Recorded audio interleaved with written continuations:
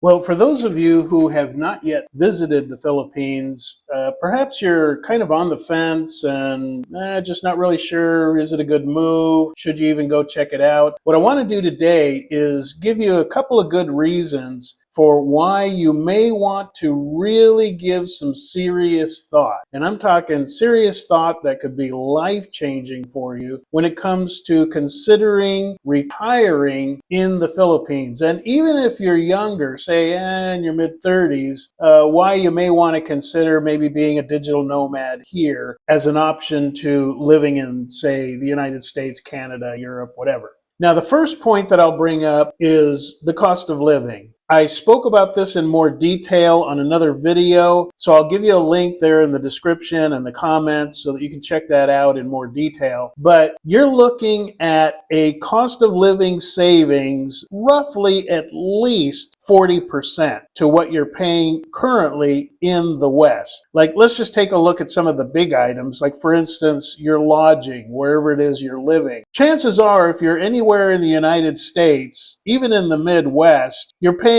a minimum of $800 to $900 a month for your rent on a nice apartment or a small home. Now, if you're just renting a room in a home, yeah, you can probably find something for like $300 or something. But to have an entire place all to yourself, you can have that in the Philippines for anywhere from $250 a month to $550 a month, depending on which island you're on, whether it's got a swimming pool, how close it is to the mall. There's going to be a couple of factors there to consider, but your lodging costs alone, you can cut down by 40 to 50% living in the Philippines. Now, your electric, that may not change too much, but your phone, I remember when I was living in the States and my mobile phone plan, even though I had an $85 plan, with all the different charges and everything they did, I never got a bill for anything less than $120.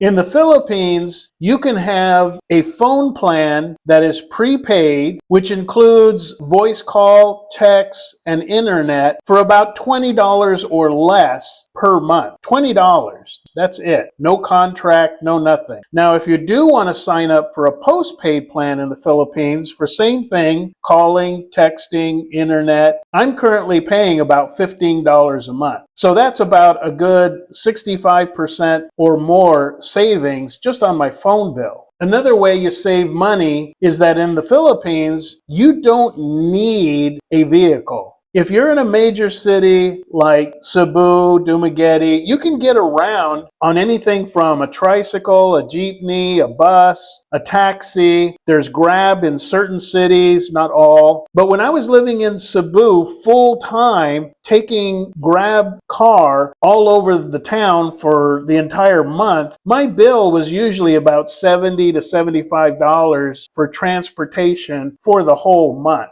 Currently, I'm living on Bohol. I have my own motorcycle, and for all my driving around town and going to the other side of the island and visiting the beach, I spend less than $9 a month in gasoline. So if you're comfortable with riding a motorbike, a whole lot of savings there, and you still have your freedom. A second reason to consider the Philippines, let's just be honest, deals with the whole dating spectrum. What is available to you as a man, let's just say over 50 in the Philippines? And the answer is, it's wide open. If you want to date a 20-year-old and marry her or just have a long relationship, it's really not a big deal. There's not a barrier there like you're facing in your home country. So I'm sure you've taken a look around in your own home country. If you're a man who is, say, 55 years old, whether you're on a dating site or you're just walking about town at the mall, you don't have the option of dating a 30-year-old, a 25-year-old. Maybe you could scrape up a 40-year-old, but your options are pretty much going to be limited to women who already have maybe 1 or 2 divorces under their belt, a couple of kids, probably some debt, and who knows what kind of emotional baggage. And that's not even getting into her political leanings or whether she's a feminist or not. Now, I'm not here to say that every woman in the West is a bad woman. That's not what I believe. There are some good women there. Okay, they might be a bit older. They may not be that pretty. Maybe they are. If they are, you can bet there's a whole lot of competition for a woman like that. But your best bet, really, if you're going to look for a long-term relationship in the West, and again, when I say the West, I'm talking about North America, Europe, Australia. If you want to have some real choices available, not that any of them are going to be much more than 10 years younger than yourself, you got to start thinking about going to church, and not going to church just to steal yourself a good woman and then never go back to church again, but actually being the kind of man that she's looking for. A man that will share her faith and be there sitting next to her in church because you're serious about a good relationship with a good woman based on those fundamentals of her faith.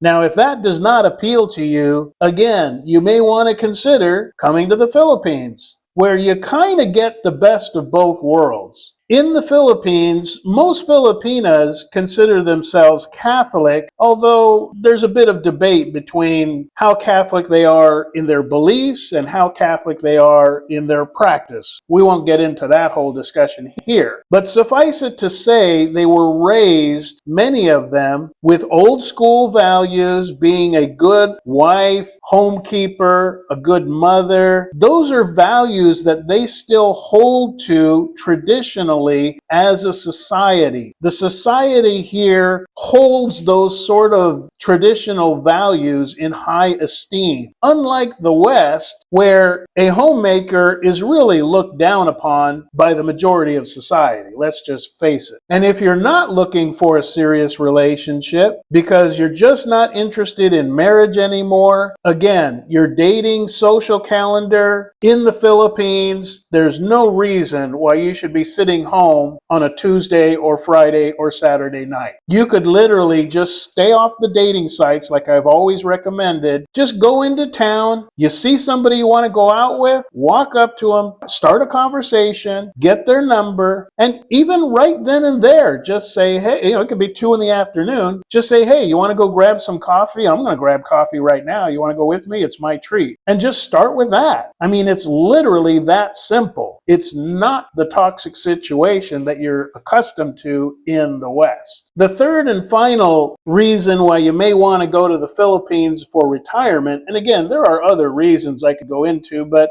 I don't want to make this a 45-minute video. But it is the warmer climate, the abundance of beaches, the tropical lifestyle. Now, maybe you're living in Colorado where there's green trees and a cool climate and your favorite river to go fishing in. So if you're happy with that, that's awesome. But if you're living in a city that is getting nuttier every day, believe me, it is such a good, positive effect on the mind to wake up, look out the window, and you see green trees. And you know that if you want to just go and get your feet in the sand and walk along the beach, it's only maybe 15, 20 minutes away, depending on where you live. And heck, you could even rent out a place right on the beach. Just come out your back patio, get in the water, come back out, hang out on the lawn chair with some nice cold coconut juice, and have yourself a nice afternoon.